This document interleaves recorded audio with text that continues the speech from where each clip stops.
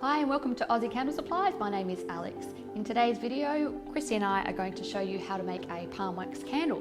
So let's get started.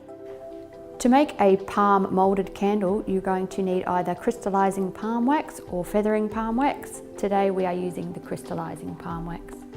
You will also need an aluminium mould. The size we are using today is our 76 by 88 mould. You will also need a wick pin. This is inserted up through the bottom of your mould and will create the hole that your wick will go into later on. You will also need some blue tack. This goes around the bottom of your wick pin and stops the molten wax from leaking out of the bottom of the mould. When using your 76 by 88 mould, you will also need the appropriate wicks. In our experience, we have found that the ACS 7.0 wicks work beautifully. Okay, first thing you need to do is measure out how much palm wax you're going to need. Today we're going to be using our 76 by 88 aluminium mould. To fill that mould we need roughly 330 grams of wax. So just turn your scales on, pour your wax into your pouring pot and we'll put it on the stove ready to melt. So Alex, what is the difference between palm wax and soy wax? Good question. Soy wax is made from soy, obviously, it's a vegetable wax. Palm wax is also natural. However, the main difference between the two, palm wax is a mould wax, so it will come out of whatever mould you are going to put it in, whereas a soy is a container wax, so it will go in glass and it will stay in there, you can't get it out. Okay.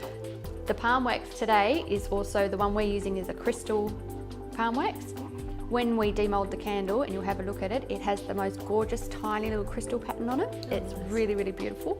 You can also get feathering wax, and the feathering pattern is a little bit different. It's kind of like bursts of a feather on it. So they look really gorgeous, really easy to make and look beautiful in your home. Oh, lovely. So now we have our wax into our pot. We'll just put it back onto our double boiler ready to melt. Yep. Beautiful. So you need to melt your palm wax up to 95 degrees or a little bit hotter. It is a higher melt temperature than your soy wax. So it'll take a little bit more heat and a little bit more melting. Okay, sure. Okay. So while your wax is melting, we need to prepare the mould. Yep. So take the mould. You also need your wick pin. The wick pin goes up the centre of the mould and is what will allow you to create a hole and put your wick through. Okay. So to insert the mould first, you need some blue tack. Now I learnt the hard way when I first started making candles because there was nobody to tell me, and when I did my first palm wax candle it all spilled out the bottom all over my bench. Oh no. So I have learnt now blue tack is your saviour. So you need to put your blue tack around the centre part of your wick pin. Okay. So just in a little curl around.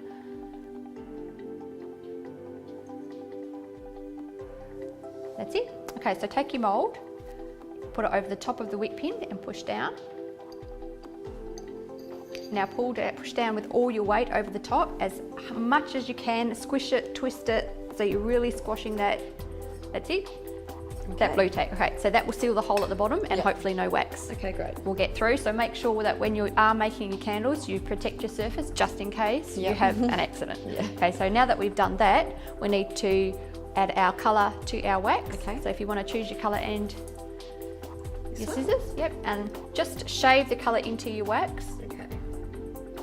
So how do we know with this one how much?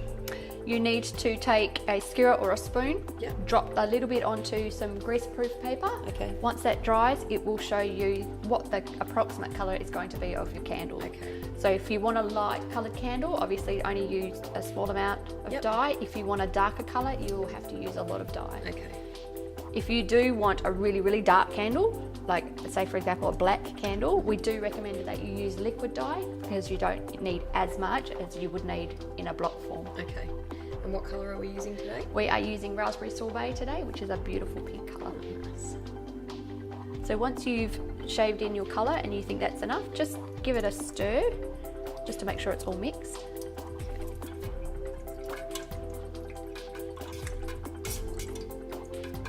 And at this point, just check your temperature. Thank you. Now you can use a glass candy thermometer, which we sell on the website, or you can use an infrared thermometer, which is about $30. It is a lifesaver. You just point and shoot and it will tell you the heat straight away. So we need to melt it up to about 95 degrees, a little bit hotter. Okay, we're at 75? 75, so we need to leave that so it comes up a little bit hotter.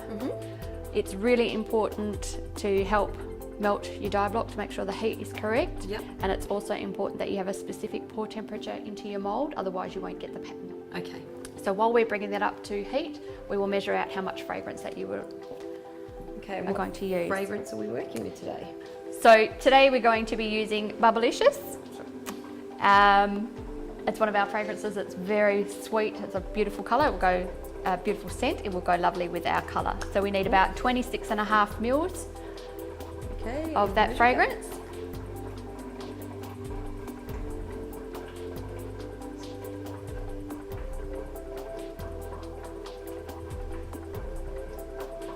Okay, the sound that you're hearing is our pot bubbling away in the background, and that's generating enough heat to melt our wax. Okay. So if you just want to have a quick Check on that. Yep, make sure it's not spitting water all over the place. Check your temperature, make sure it's up. Okay, we're at 84.5. 84, okay. Yep. All right, beautiful. All right, so just let it go for a little bit. You can add now your fragrance. Into the pot. Yep. Beautiful. Give that a really good stir.